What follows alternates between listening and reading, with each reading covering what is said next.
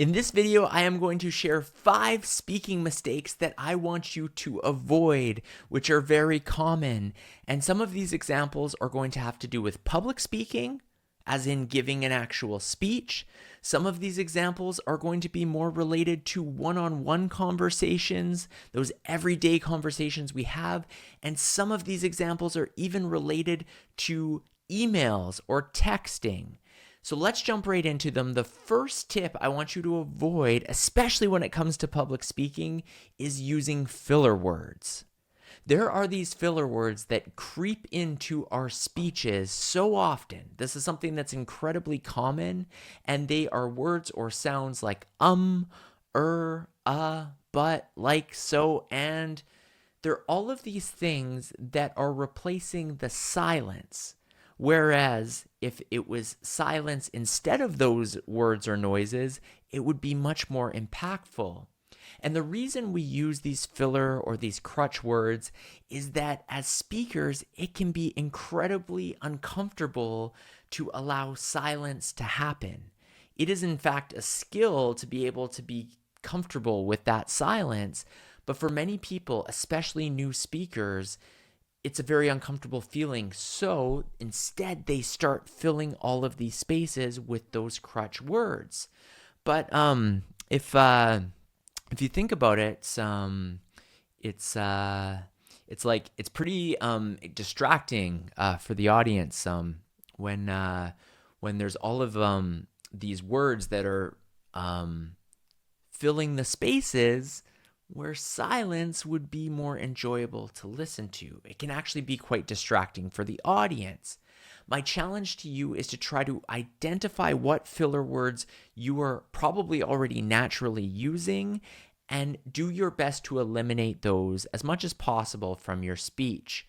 Those of you who attend Toastmasters know that many Toastmasters meetings have an awe counter. That is a person specifically in charge of listening and keeping an ear out for other members using those words. But there are other ways to track this as well. If you record yourself giving a speech, you can watch back and notice those filler words. There's also apps.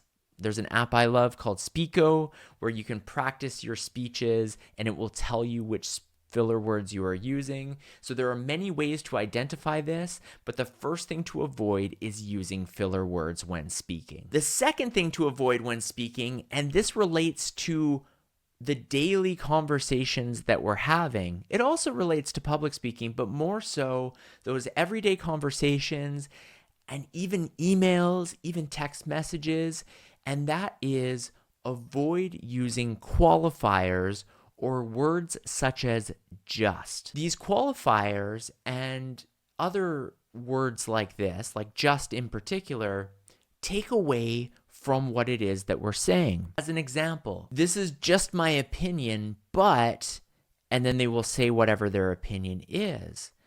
All that qualifier is doing is watering down your message. It's taking away from the emphasis of what you had to say. So if your opinion is that your company needs to renovate the boardroom and you say, this is just my opinion, but I think we should spend some of the company funds to renovate the boardroom, why not remove that first half and simply say, I think we need to use the company funds to renovate the boardroom. All of a sudden, that is a more powerful statement. You're not taking away, you're not discounting your own opinion. I see so many examples of this, especially in email. People throw in the word just a lot, just a thought, but they qualify before they say the thing that they want to say. My challenge to you, eliminate those qualifiers as much as possible. Don't soften or water down your language. Allow your opinion to resonate and say it with confidence. The third speaking mistake to avoid, and this one is back to the public speaking theme, is do not wing it. We have romanticized this idea of spontaneously delivering a speech with no practice at all. And we have this idea that most of us should just be able to do that with no issues. But the reality is the vast, vast majority of people need to practice their speaking skills. They also need to practice their speeches. And sure, there is those unicorn humans out there who can go and deliver something off the cuff, and often they do a good job. But that is the vast minority of people. The majority could use practice. They could really have a stronger, more impactful speech if they did practice it. So I want you to avoid this idea that you can just show up and simply deliver the presentation perfectly. Instead, practice what it is you're going to say, build out the speech structure, go over it multiple times, visualize yourself giving the presentation well, and I promise you it will go better than if you had simply shown up day of the event and try to wing it. Avoid winging speeches. The fourth speaking mistake to avoid, sticking on the public speaking theme, is to avoid writing out speeches word for word. The knee-jerk reaction for many new speakers is to write out their entire speech verbatim, every single word and every single sentence. But there's a problem with this. The more we build out something completely, every single word, and practice by reading off of that piece of paper, we're committing to every single word that's written down. And the reality is, when we read something off of a sheet of paper and we're looking at those words and we're reading it verbatim, it takes away so many things from the public speaking experience and the skill set you can bring to the stage. Things like vocal variety, the ability to increase your voice and decrease your voice. When you're reading every word, we get that monotone effect and it's not as engaging. But the second thing it takes away is the ability to really utilize body language, to tell the story with our hands and with our eyes and with our facial expressions. When we're simply reading off of a piece of paper, our eyes are focused on that paper and it's limiting. It's not going to be an engaging speech. Instead of building out your speech word for word, I suggest that you build it into sections. You have your introduction, which is something you should commit to memory. That's the first line or two of your speech. And then various chunks. So if it's tips you're giving, 5 tips for avoiding speaking mistakes, as this YouTube video is about, I would have tip 1 and I would have the description, eliminate filler words. Then I would have tip 2 and a little description to trigger my memory, eliminate qualifiers, and so on. And by having these words written down and maybe a couple other keywords that will trigger our memory, we can quickly glance at our notes if we're using notes, and we don't have to read anything. We simply see, okay, we're on to tip 2, and then we can begin presenting. Another way to avoid this is to build a PowerPoint or a visual presentation and allow the images to trigger our memory. Again, not writing down a full speech on those PowerPoint slides, instead having a photo that represents what we're going to talk about, and then practice our speech without reading anything by simply looking at the visual and then in a somewhat practiced, somewhat impromptu way, speaking to whatever that slide or visual is. I want you to avoid writing down every single word of your speech and reading that verbatim, because the reality is you will never be an impactful speaker if that is your full approach. The final speaking mistake to avoid is making it all about yourself.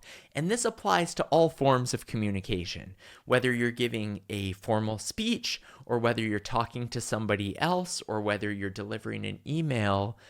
Really think about the other person. So if we think about, first and foremost, the everyday conversations that we're having, ask that person about their experience, about their day. Seek to learn more about what it is that they are doing or telling you before we start to tell our own story. And conversations are this beautiful flow. It's like a game of tennis where you hit the ball back and forth and you both share experiences. But what I'm suggesting is when the ball is in the other person's court, allow it to stay there for a minute and ask them follow-up questions and really try to learn more about their experience. Don't make it all about yourself. Maybe you've had that situation where you're speaking to someone and every story you have, they have a story to match it or maybe a story to one-up your story.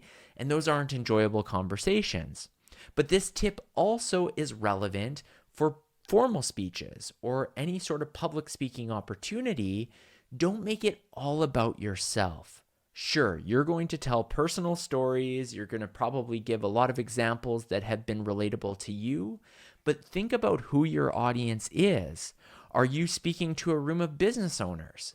Try to use business examples that they can tap into that is relevant to what they do. Or maybe it's a wedding that you're speaking at. Really make it about the couple that is getting married and focus on them. Or think about the guest's experience or something that they've gone through. How can you talk about something that will be relatable for all of them?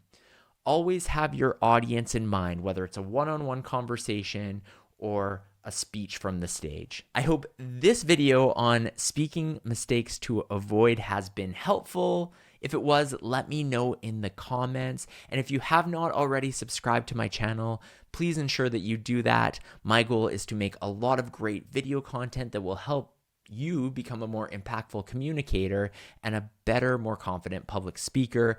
Thanks so much for watching this video.